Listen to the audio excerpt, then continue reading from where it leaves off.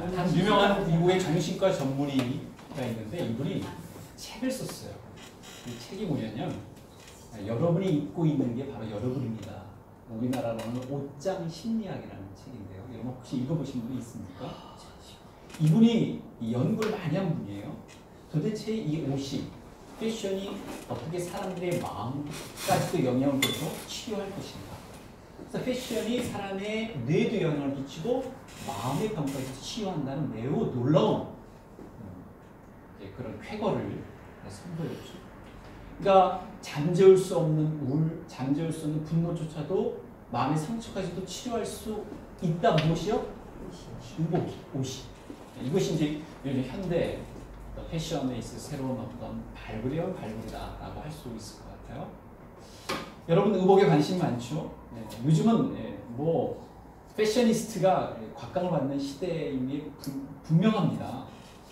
근데 사실은요, 이미 성경도 의복에 대한 관심을 많이 기울였어요.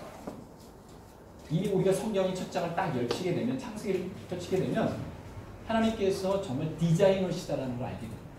우리 신체도 만드신 분은요, 바로 우리의 의복조차도 미리 준비하신 분인 걸 알게 돼요. 사실은 여러분 아시다시피 원래 첫 인간들인 하와와 아담은 의복이 필요 없어요. 왜 그랬을까요? 네, 그냥 있는 그 상태로 지나다녀도 활동해도 큰 문제가 없었어요. 그런데 하나님께 불순종한 이후부터, 그리고 죄성이 들어온 이후부터 낯선 감정에 빠지게 됩니다. 그가 이렇게 얘기한 걸 여러분 아실 거예요. 내가 벗었으므로 두려워하여 숨었나이다. 한 번도 경험하지 못한 수치심, 죄책감이 몰려들면서 뭔가 보호막이 필요했어요. 근데 결국 그들은 그 불순종과 죄성으로 말미암아 하나님 아뢰신 최적의 조건 가운데 살아갈 수 있는 동산인 에덴 동산에서 나만 했습니다. 근데 나오기 전에 하나님께서 그들에게 무엇을 만드셨다? 옷을 입히셨습니다. 가죽옷을 만들어 주셨어요. 이 가죽옷은 굉장히 중요한 의미가 있습니다. 가죽옷을 입히셨을 때 누군가가 희생했잖아요. 대신 지불했단 말이죠. 원복음이라고 얘기하는데 학자들은 예수님께서 이미 우리를 위해서 희생하실 것을 앞당겨서 죄를 지은 아담과 하와를 위해서 조성해 놓으셨다. 근데 여러분 이 창세기만 이 옷에 관한 부분이 있는 게 아닙니다. 뭐 여러분 잘 아시다시피 요셉에 관한 에피소드 이야기에도 채석과 관련된 옷 이야기가 나와 있죠. 예수님도 마찬가지로 태어나실 때 스와들링 클로스라고 하는 이 세마포로 마치 아기를 이렇게 안고 이렇게 등장하셨어요. 세상에. 물론 돌아가셨을 때 세마포에 감싸서 돌아가셨습니다. 그러니까 죽으러 오셨다는 것을 의복을 통해서도 알려주신 셈이죠. 그렇게 보자면. 그런데 우리가 계시록을 보게 되면요, 창세기 1부터 계시록 이르기까지도 이 의복에 대한 관점이 쭉 나타납니다. 여러분 구원받은 하나님의 백성들이 어떻게 묘사되어 있어요? 어떤 복장을 하는 것으로 되어 있어요? 예, 이 세마포 옷은 그랬어요. 그에게 빛나고 깨끗한 세마포 옷을 입도록 허락하셨으니, 그러니까 우리는 세마포 옷을 입는다고요. 어떤 재질인지는 우리가 상상할 수 없지만 적어도 세마포 옷, 근데 이 옷은 어떤 거라고요? 성도들의 옳은 행실이다. 하나님 앞에 바르게 사는 삶의 증표라는 거예요. 여러분 옷을 입으면 옷의 증표가 나타납니다. 한 번도 입지 않은 옷은요, 옷에 굴곡이 없어요. 그러나 입은 옷은요, 약간 구김도 있고요, 그 몸이 입었다는 것을 보여주는 체온도 남아있죠. 한동안. 그러니까 세마포 옷은 뭐라고? 그리스도 안에서 우리가 회복된 자로서 하나님이 인정해주는 그런 복장이다라는 것을 알게 돼요. 옷은 죄인된 인간을 위한 옷이기도 했고요. 옷은 인간을 향한 옷이기도 했어요. 구원받는 이들을 위한 하나님의 배려이기도 했어요. 옷은 그래서 어떤 학자의 표현을 빌리자면 옷은 인류를 향한, 인류에 대한 하나님의 선물이다라고 얘기를 한 것이죠. 그래서 그 사람이 누군지를 알려면 옷을 보면 된다. 또 그 사람을 위하려면 옷을 통하여서 위할 수도 있다. 여러분 출애굽기에 보면, 이 10장에 보면 특별히 사람들과의 관계 속에서 하나님께서 어떤 규율을 만들어 놓으셨냐면 옷 가지고 장난치지 말라. 우리 현대적으로 표현하자면 옷 가지고 저당 잡지도 말고 저당 잡았다면 혹 해가 뉘엿뉘엿 지기 전까지 되돌려줘야 된다. 요즘의 옷들이 다양하지만 그 당시에는 옷 하나로 살아야만 했던 광야를 횡단했던 이스라엘 백성들 정착했을 때 이스라엘 백성들 겨냥하신 거거든요.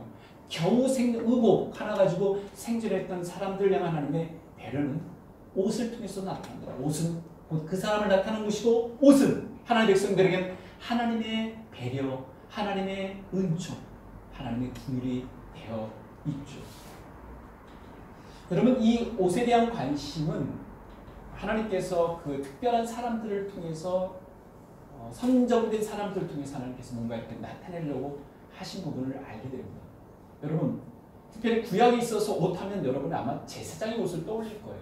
근데 여러분 이 제사장의 옷에 대한 부분이 우리가 잘 아는 이 출애굽기 28장에 나타나거든요. 너는 에봇 마친 겉옷을 전부 청색으로 하되 그 옷 가장자리로 돌아가며 청색, 자색, 홍색 실로 석류를 수놓고 아주 구체적으로 디자인 부분이 등장해요.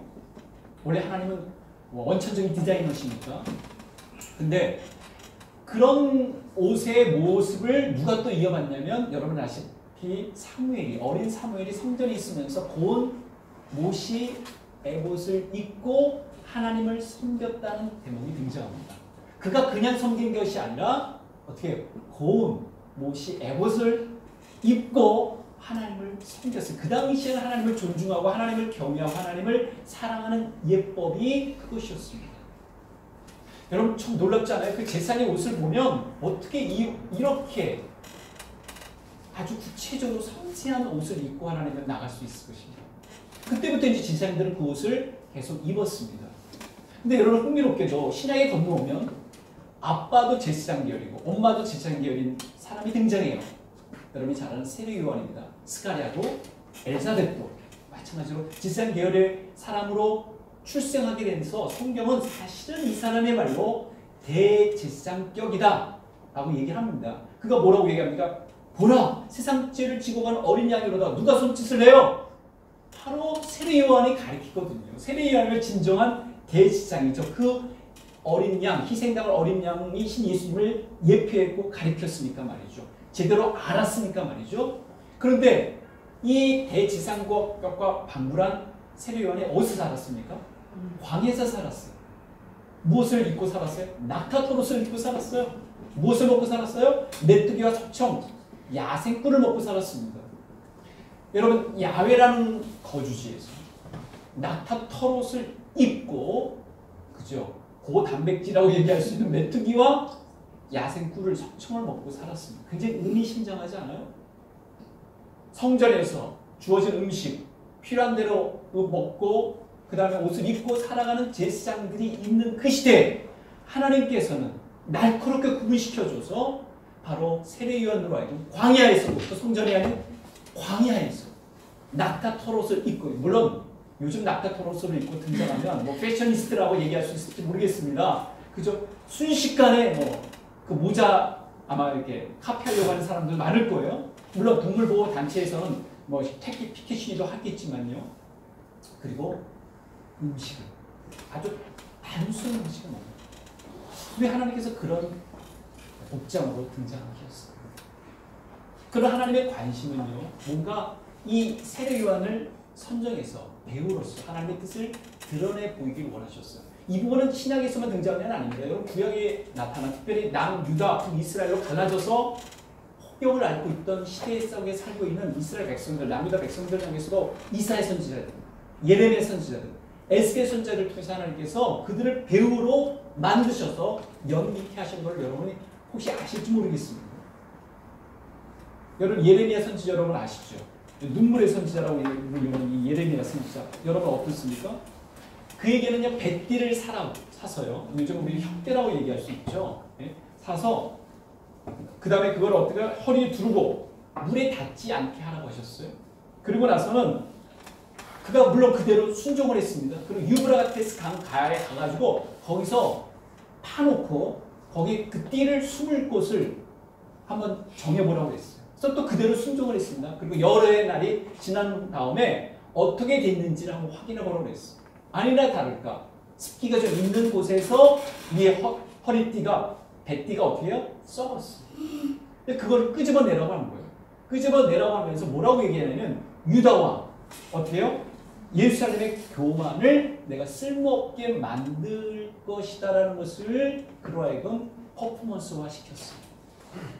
그러니까 예레미야는 자기가 하는 일을 몰라요. 왜 그렇게 하는지. 그러나 그는 순종을 했습니다. 그러고 나서 깨닫게 해주신 것이죠. 하나님께서 아하, 이유가 있어서 나로 하여금 그렇게 어떻게 해요? 나를 선발하셔서 사람들의 이목 집중을 받게 하신 다음에 사람들 하여금 뭔가 돌이키게 하시는 하나님의 계획이구나 라는 것을 알게 하신 거예요. 여러분 이사야 선지자는 또 어떻습니까? 이사야 선지자도 매우 특이한 퍼포먼스를 하게끔 하셨죠. 옷을 벗으라 하셨습니다. 나체화시켰습니다. 물론 그걸 학자마다 견해가 달라요. 가장 그 부분만 빼놓고는 다 나체화시켰다고 보는 것이 더 맞을 것 같아요. 그러고 나서 신발까지 벗으라고 했어요. 여러분 이 모습은 어떤 모습입니까?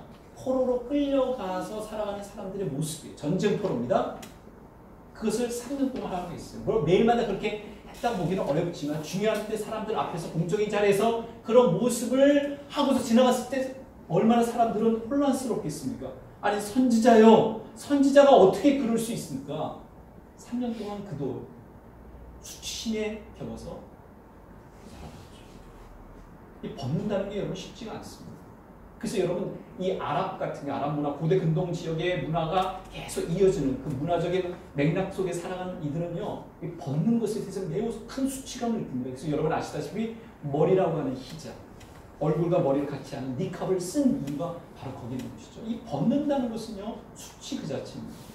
그래서 그것을 미리 주님이 이사야 선지자라고 그렇게 하신 이유는 어떻게 해요? 이집트와 에티오피아를 통해서 오늘날로 치자면 그 구스와 애굽이 바로 이런 수치를 당할 것이다. 그래서 공격을 받고 아수리 공격을 받아서 너희들 전쟁포로처럼 끌려가는데 그것을 미리 예표한 거예요. 그러니까 하나님께서는 이웃 나라의 운명까지도 앞으로 운명까지도 한 선지자의 모습을 통해서 나타내 주려고 하신 것이었죠. 수치. 여러분들 수치는요. 옷이 그냥 벗겨지는 가운데서만 나타나는 것이 아니라 옷이 더러워진 가운데서도 수치는 나타나죠. 그게 바로 죄악된 행위 탓이라는 것은 그 당시에 문화 속에 살아가고 있던 이스라엘 백성들은 다 알았습니다. 무릇 우리는 다 부정한 자 같아서 우리의 의는 다 더러운 옷 같으며 이게 이사야 64장에 등장하는 내용입니다. 하나님께서 선지자 스가랴에게 이렇게 얘기를 합니다.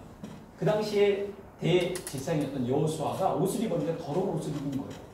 그러니까 더러운 옷을 벗으라고 얘기합니다. 어떻게 하나님 앞에서 더러운 옷을 입겠습니까? 벗으라고 한 다음에 뭐라고 얘기하냐면 내가 내 죄악을 제거해 버렸으니 내게 아름다운 옷을 입히리라. 이게 스가랴서 3장 4절에 등장해요.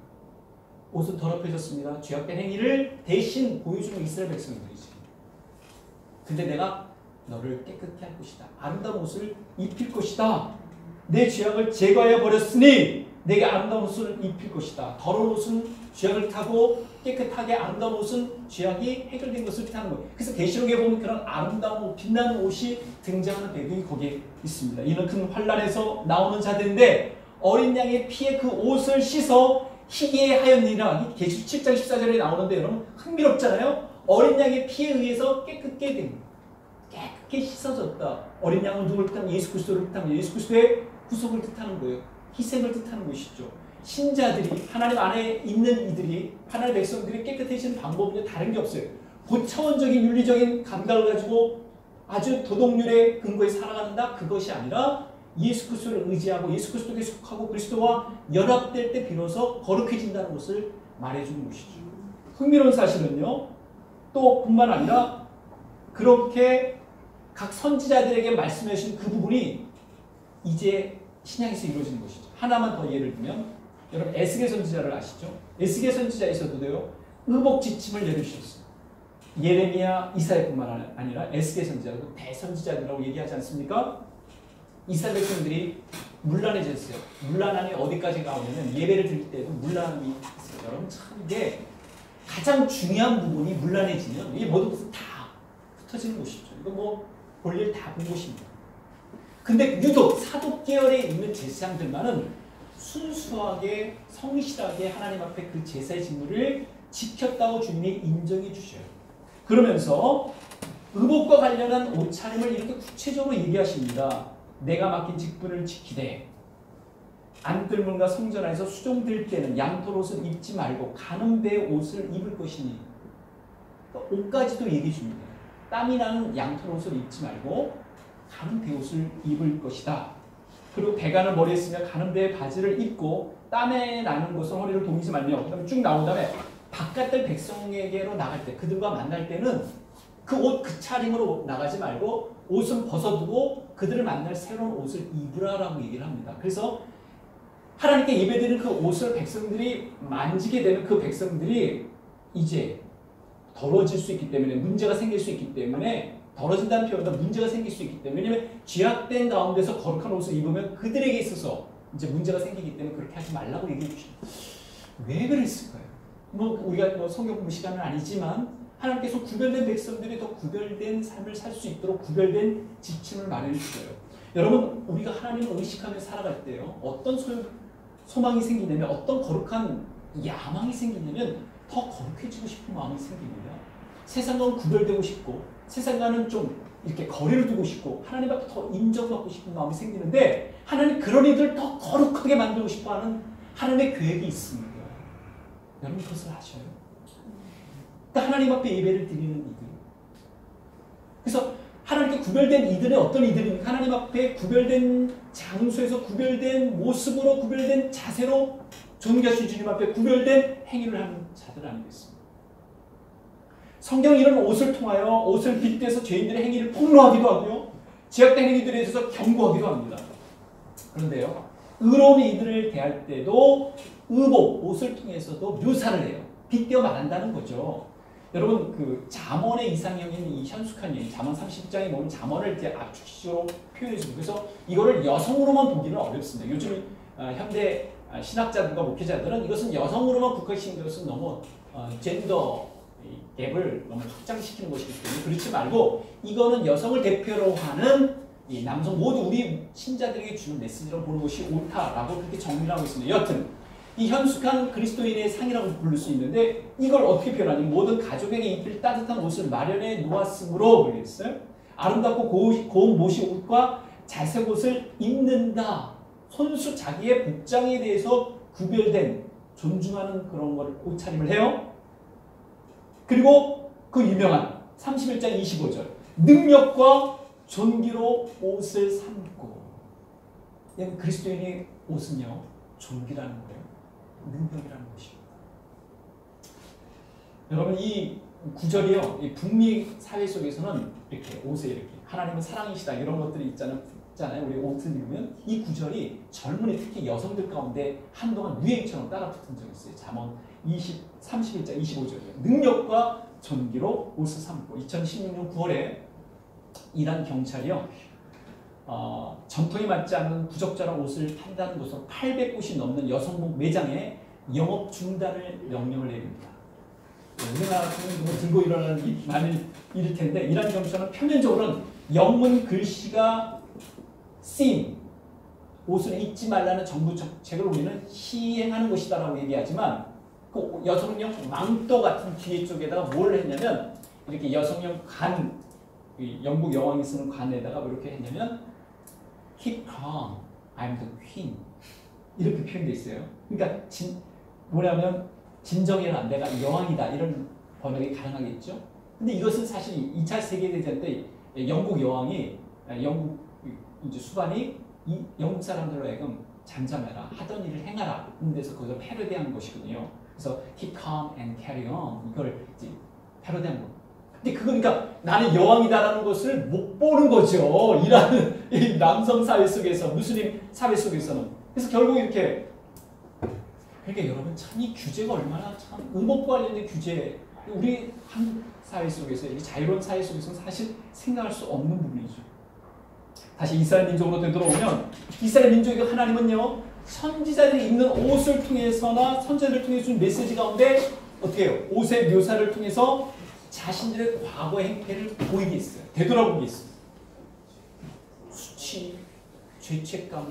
그 동시에는요, 미래에 어떻게 될 것인지에 대한 운명조차도 알게 해주셨죠. 마태복음 22장에는 어떤 것이 등장하냐면, 예수님께서 매우 중요한 비유를 하십니다. 임금이 이 연회장을 열고 말하자면 결혼 예식을 이제 하는 거죠. 그래서 임금이 다 초청을 해요. 사람들이 초청을 해가지고 다 거기서 이제 큰 잔치를 벌일 집에 딱 너희 보니까 예복을 안 입은 사람이 있네. 그래서 예복을 안 입은 사람을 딱 보고서 문책을 합니다. 그리고 퇴장시켜요. 여러분 이 대목을 예전에 읽으셨을 때 어떻게 했어요? 아, 예복 하나 가지고 이럴 수 있을까? 근데 그 당시 문화를 보면 좀 이해가 됩니다. 왜냐하면 주최하는 측에서 예복을 준비했거든요. 아, 준비된 예복조차도 입지 못하는 그 무성이 홀대 이거 모욕까지 느낄 법한 일을 행한 것이죠. 그래서 결국 어떻게 됩니까? 임금이 사원들에게 말하되 그 소는 발을 묶고 바깥 어두운 데서 내던지라고 스끌며 이를 갈게 되리라. 이게 마태복음 22장 13절인데 소위 교회들을 밟고 있는 이들 중에 처하게 될 운명이 아닌가라는 생각도 스쳐 지나가게 됐어요.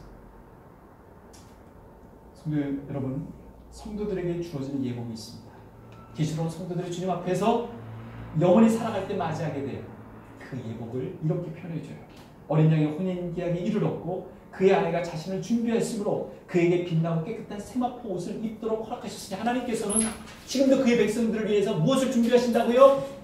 입을 예복, 연회에서 입을 예복, 그랜드 피로연에서 입을 예복을 주님께서 준비해 놓으신다고요. 여러분 이 생각을 하시면서 혹시 주일날 참여하시나요? 그것을 우리는 준비한 예행 연습하는 것이죠.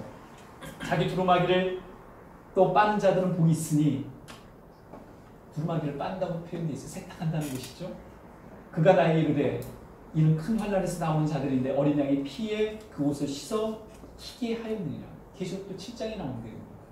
그러니까 하나님의 백성들이 어떻게 하나님 앞에서 이해를 갖출지에 대한 그 경로, 과정을 말해주고 있어요. 주님과의 관계가 분명한 이들은요 분명히 합당한 예복을 입게 될 것입니다. 왜냐하면 주님을 존중하기 때문에 그렇죠.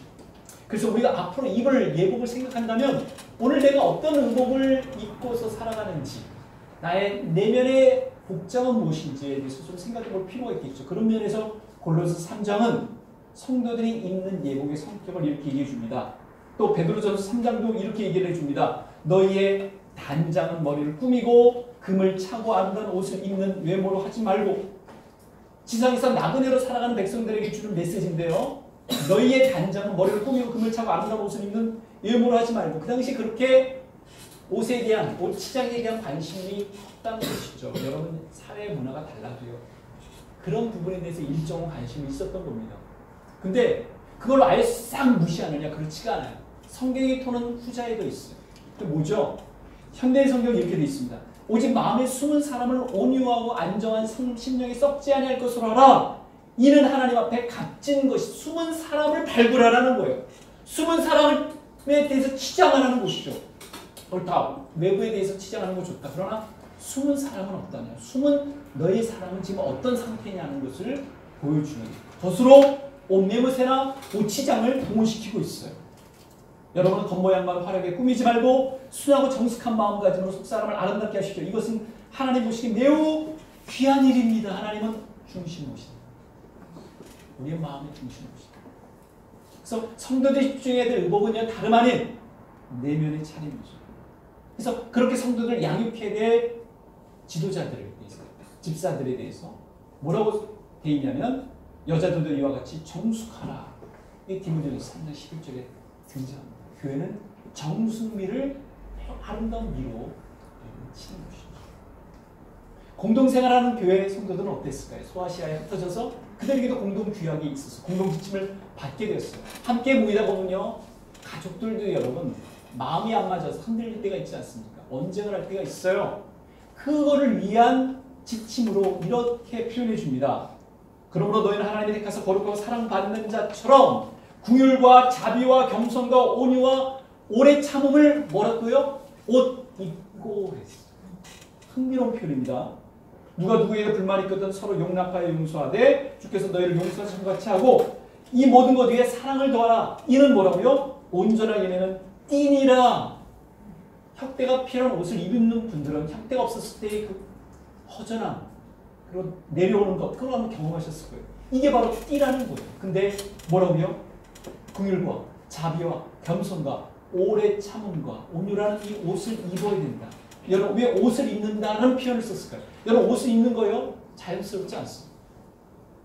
요즘이야 그냥 한 번 싹 들어가면 입는 옷도 있지만 예전의 옷은요 거추장스럽게 짝이 없습니다. 옷을 입을 때도 수고가 필요합니다. 옷을 입을 때도요 기술이 필요해요. 여러분 옷 입는 거 아기들은요 옷 입을 때 잘 못 입습니다. 그죠? 근데 대충 입어버려요. 앞뒤도 안 입고요. 신발을 거꾸로 입는 건 아주 그들의 유행 아닙니까? 옷을 입을 때는 언제죠? 때에 맞춰서 야외인지 집인지 어떤 그거는 장성에 알아가는 거예요.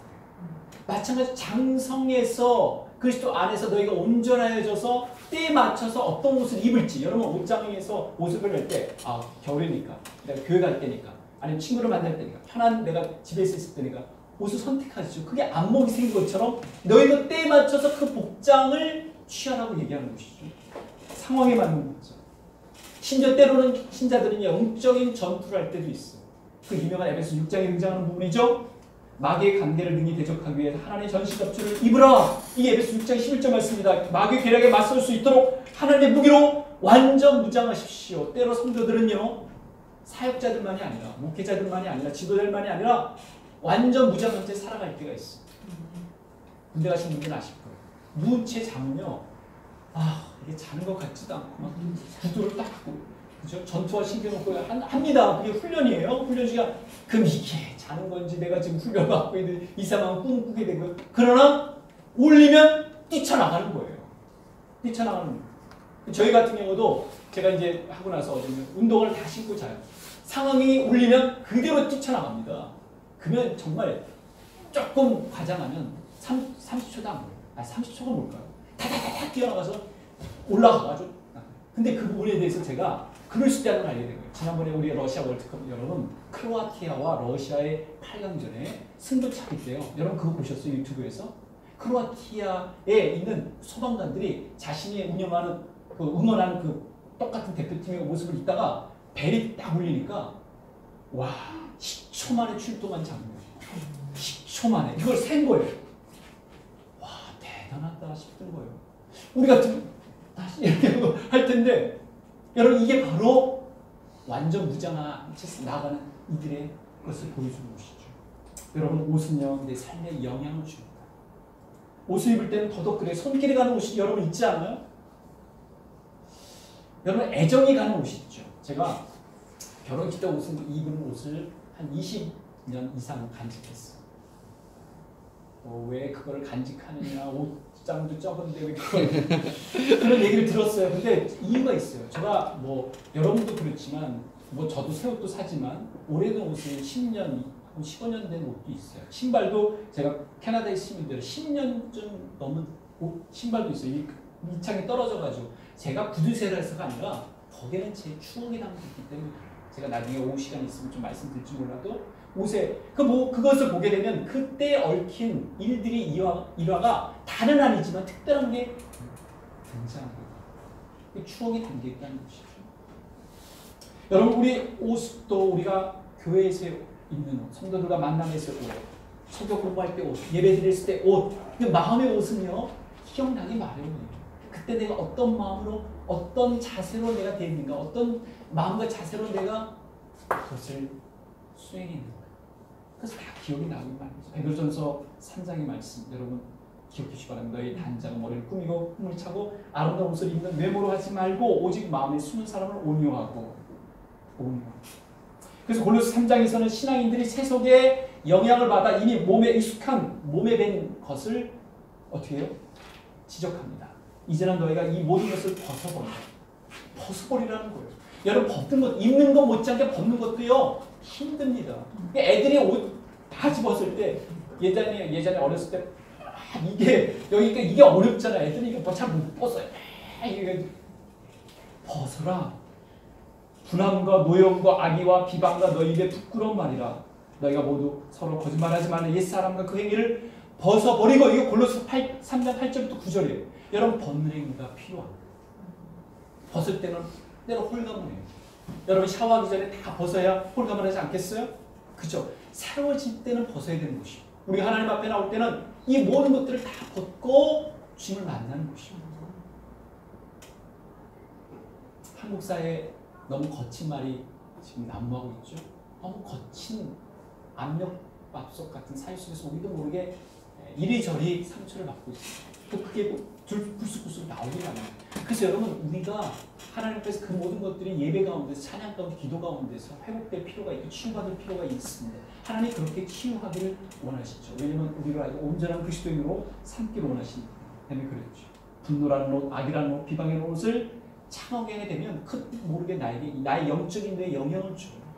나도 모르게 본능적으로 생활할 때 만들어 봅니다. 내가 신앙인인가 신자인가, 하나님의 백성인가, 그리스도를 쫓는 그리스도의 군사인가라는 것을 회의하게 만듭니다. 그러나 여러분, 제대로 이제 옷을 입고 제대로 옷을 벗는 것을 하게 되면 이제 내 스스로 그것을 선정하는 것이죠. 선택하는 것이죠. 입는 것이죠. 여러분, 왜 옷에 대한 관심을 기울였을까요? 시편 기자는 그 이유를 말해줍니다. 하나님을 묘사할 때 주께서 옷을 입음같이 빛을 입으시며, 너무 아름다운 표현이죠. 하늘을 휘장같이 치시며. 여러분, 너무 아름다운 구름 보면 하나님 다니신 흔적 같아요. 여러분, 그런 적 있어요? 주님께서 그 아름다운 옷을 입으셨다, 그 세마포옷을 입으셨다, 그 모습, 깨끗하시고 영롱하시고 빛나신 그 모습, 신자들도 그것을 카피할 필요가 있는 것이죠. 주는 아주 위대하셔서 영광의 옷을, 위엄의 옷을 입으셨으면 주께서 옷을 입듯이 빛을 두르시고 하늘을 천막처럼 치시며. 이게 이제 현대인의 번역인데요.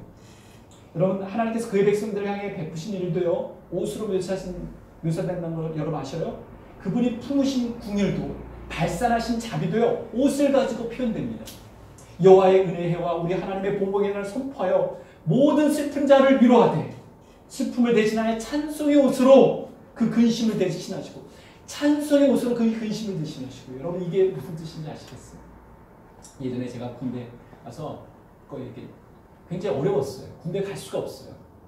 근데 그때 이제 처음으로 군대 갔을 때, 군대 갔다 오면서 이제 선임하고 같이 나오는데 눈물이 쏟아지더라고요. 그때 생각나는, 보라 하나님은 나의 구원이시니. 이 구절로 생성된 복음서입니다. 찬송의 옷으로 그 근심을 찬송해. 이 대목을 읽으면 그때 그 시절이 떠오르게 됩니다. 그때 입었던 복장, 그때 신었던 신발. 내가 여호와로 말미암아 크게 기뻐하며 내 영혼이 나의 하나님을 말미암아 즐거워하리니 이는 그가 구원의 옷을 내게 입히시며 공의 겉옷을 내게 더하시니. 직장 가야 되니까. 신랑이 사모를 쓰며 신부가 자기 보석으로 단장함 같게 하셨느니라. 구원의 옷을 내게 입히십니다. 공의 겉옷을 우리에게 입히셔요. 우리가 공적인 자리에서 공적 신앙을 잘할 수 있도록. 신앙인들은 예배당 안에서만 신앙인이 아니겠죠? 밖에서도 공적인 자리에서도 우리의 신앙인임을 보여주고 입힐 것입니다. 그리고 구원의 옷을 내게 입히십니다. 메시지에는 이렇게 돼 있어요. 그분께서 나를 예복 입은 신랑같이 보석 박힌 관을 신부같이 구원의 옷을 입히시고 의를 겉옷처럼 두게 하셨나요? 신앙인들은 제대로 옷을 입을 필요가 있습니다. 제대로 입기 위해서는요, 옷을 볼 수 있는 안목이 필요합니다. 그리고 옷을 고를 수 있는 기술도 필요하고요, 옷을 제대로 입을 수 있는 능력이 필요합니다. 그런 신앙인들이 우리가 성장하면서 갖게 되는 안목, 기술, 능력이 아닌가 싶습니다. 성경은 옷을 벗고 있는 것에 대해서 우리가 마땅히 해야 할 일을 설명하는 데 있어서 매우 익숙하죠. 너희는 유혹 욕심을 따라 썩어져가는 구습을 따르는 옛사람을 벗어버리고. 여러분, 그냥 벗어지는 게 아니에요. 어떤 이들은 그냥 믿고 기도하고 찬송하고 예배드리고 하면 옛 습관이 싹 눅눅 사라질 거라고 생각하지만 하나님 그렇게 하실 때도 있어요. 하나님의 살아계심을 보여주기 위해서. 그러나 대부분의 경우는 내가 벗어야 돼요. 하나님 그렇게 순종하고 행하는 이들과 함께 하셔서 그 일을 하시는 거거든요. 오직 너의 심령이 또 새롭게 되어 어떻게 해요? 하나님을 따라, 하나님과 더불어, 하나님과 같이, 하나님과 호흡을 같이 하여 하나님과 조화롭게 의와 진리의 거룩함으로 지으심을 얻은 새 사람을 입으라. 입어야 되는 거예요. 에베소 4장 22절부터 24절이네요. 그리고 영적으로 성장하여 유아들에게 필요한 영적 의복을 전하고 있어요. 신앙의 옷을 제대로 못 입는 이들을 향해서도 전하는 메시지입니다. 너희는 하나님의 택하사 거룩하고 사랑받는 자처럼 긍휼과 자비와 겸손과 온유와 오래 참음을 옷 입고 그랬어요. 옷 입는 거. 여러분, 오늘 우리가 입어야 될 옷은 무엇입니까? 내가 필요한 옷은 무엇입니까? 입어야 되는데 내가 꺼려하는 옷은 무엇입니까? 내가 지금 잘 몸에 딱 맞게 착용되고 있는 옷은 여러분이 무슨 옷입니까? 그것을 여러분이 나누시고 옷에도 향기가 있습니다. 날개가 있습니다. 옷을 통해서 말해주는 거거든요. 옷을 단단히 입도록 필요한 때까지 필요함을 알려줍니다. 이 모든 것에 사랑을 더하라. 이는 온전하게 매는 띠니라. 여러분 값진 옷일수록요 제대로 잘 입는 게 중요합니다. 우리 주님께서는 그 그리스도인인 우리들을 하나님의 자녀인 우리들을 세상에 아까 이사야 선지자, 예레미야 선지자, 에스겔 선지자들 내보기를 원하신다고. 세상에 내보내서 때로는 경고도 해주시고 때로는 위로도 해주시고 때로는 뭐예요? 깨닫게 해주시려고 우리라고 내보내셨다. 그래서 그리스도의 향기다, 그리스도의 편지다라고 하는 이유가 거기 있는 거 아닙니까? 우리라고 그 곳에 보이시는 거예요. 거주에 있어서도 세상의 흐름과 따라가지 않고 올곧게 하나님의 말씀처럼 당당히 살아가는 모습, 음식에 있어서도 음식의 노예가 되지 않고 음식을 자유롭게 향유하면서 살아가는 그 모습, 의복에 있어서도 패션의 노예가 되는 것이라 패션을 활용하면서 거룩한 그리스도인만의 패션 위크를 조성하고 패션 스타일을 조성하는 그룹을 주님께서 보기를 원하시는 것입니다. 새 사람을 입었으니 이는 자기를 창조하신 이의 형상을 따라 지식에까지 새롭게 하시는 이분들. 여러분 우리의 지식에까지 우리는 새로워지는 것들이에요. 그러니까 그리스도인이 할 일들은 너무 많고 할 일은 많고 이제 여러분은 새 옷을 입었습니다. 여러분의 새로운 생활 방식은 창조주께서 하나하나 맞춤 제작하셔서 손수 꼬리표를 달아놓으신 것입니다. 메시지에서는 이렇게 되어 있어요. 아주 흥미롭게 표현이 있죠. 맞춤 제작해 놓으셔서 손수 꼬리표를 달아놓은 이거는 누구다. 그걸 입으셔야 돼요. 주일날이면 때로는 우리는 어떤 역할의 옷을 입습니다. 어떤 분위기의 옷을 입습니다. 어떤 소통의 옷을 입습니다. 여러분이 군복을 입으면 군복처럼 행할 것입니다. 그러나 여러분 환자복을 입으면 환자처럼 여러분이 분위기에 눌릴지도 모르겠습니다. 우리는 예수 그리스도의 옷으로 입는 자죠. 우리에게 그럴 때 큰 변화를 찾아줄 것이고 우리는 그리스도의 옷 입는 자고 입어야 될 자입니다. 성경 얘기입니다. 낮의 빛 가운데 사는 사람들처럼 단정하게 행동해야 합니다. 주 예수 그리스도로 옷 입고 그랬습니다. 주 예수 그리스도로 옷 입고 정욕을 위해 육신의 일을 추구하지 마십시오. 우리의 옷은요 주님을 위해서 입는 것입니다. 우리가 입는 옷 차림, 옷 매무새, 의복은 바로 주님을 표현해 줍니다. 그 사람의 내면의 옷, 그 사람의 속사람의 옷, 그 사람의 심지어 겉옷은 바로 그 사람을 통해서 하나님의 영광, 하나님의 아름다움, 하나님의 위엄, 하나님의 궁율, 하나님의 자비를 표현하는 것이라면서 여러분 놓치지 마십시오. 우리는 하나님의 브랜드예요. 그 브랜드. 벤티즈입니다. 누가 그걸 거부할 수 있어요? 그리스도를 위해서 옷 입는 일, 여러분 십자가만 걸면 신앙인의 옷이 되는 걸까요? 색이 많은 것으로 구절을 새기면 다 되는 것일까요? 그렇지 않을 거예요. 여러분 잘 알고 계시고 세상은 4차 혁명 시대를 나가면서 패션도 달라져야 된다고 발맞추자고 호소하고 있습니다. 세상에 단 하나뿐인 옷을 발견하라고 얘기하고 있어요. 여러분 세상에 단 하나뿐인 옷이 있었으면 정말 좋겠어요. 근데 그 옷이 우리에게 있어요. 바로 예수 그리스도 옷을 입는 겁니다. 하나님이 우리 각자를 위해 마련해 주신 맞춤 옷, 그것을 입고 우리는 살아가는 것입니다. 집에서도, 일터에서도, 학교에서도, 가정에서도, 어느 곳에도, 교회에서도 말이죠. 자유와 평안의 옷을 주님은 입으셨고요. 사랑과 용서의 옷을 입으셨습니다. 성도들이 착용하는 유니폼은 바로 예수님의 입는 옷, 그때에 맞는 옷 아니겠습니까? 그것을 우리는 카피하는 것입니다. 여러분이 현재 지금 입고 있는 옷이 무엇입니까? 한번 앞뒤로 보시기 바랍니다. 그 옷을 얘기하는 게 아닙니다. 여러분의 내면의 옷을 저는 말하고 싶어요. 여러분의 무슨 옷을 입었는지. 옷에 대한 관심이 있었을 때 한 책이 저의 눈길을 사로잡았습니다. 로렌 윙어라는 분이 Wearing God라는 책을 썼어요. 하나님을 옷 입는 것. 신성 모독적인 표현이라고 읽히지 않고요. 너무 아름답고 극치스러운 표현이라고 느껴졌어요. 하나님을 입을 수 있을까요? 입을 수 있습니다. 왜냐하면 예수 그리스도를 옷 입으라고 했습니다. 여러분이 예수 그리스도를 옷 입는 순간 여러분의 모습에서 여러분의 향취는 예수 그리스도의 것이 나타날 것입니다. 우리가 보기에 멋진 사람들이 입은 멋진 옷을 입으면 그 사람이 되는 것처럼 하나님의 마음의 옷을 입으면, 하나님의 품성의 옷을 입으면 거룩한 하나님의 자녀가 되는 것이고요. 예수 그리스도로 우리는 예수 그리스도를 드러내는 사람이 되는 것이고, 우리의 의복도 우리를 말해주고, 그리고 의복은 우리를 위하여 있습니다. 여러분 이제 주일날 오실 때 여러분의 의복은, 여러분 마음의 의복은 어떤 의복이 되겠습니까? 주님은 우리에게 말씀하시고 구원의 복으로, 의복으로 공의의 겉옷으로 너희를 입히겠다. 기도하시겠습니다.